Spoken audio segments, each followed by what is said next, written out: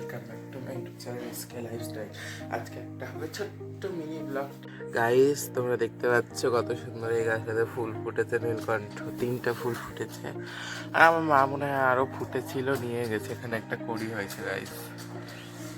আর এই গাছে ফুল ফোটে, কিন্তু দেখছি কয়েকদিন ধরে ফুটছে না। এই গাছে যথেষ্ট পরিমাণে ফুল ফুটছে। একটা সাদা ফুটেছে গাইস, তোমরা কি কাল খেয়াল করেছিলে? দেখো, একটা সাদা ফুটেছে, নীল আর সাদা দুটো এক পাশাপাশি, কি সুন্দর লাগছে না?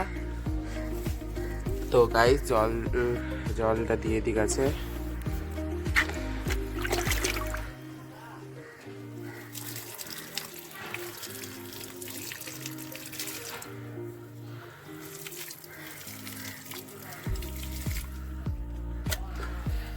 আর ফুল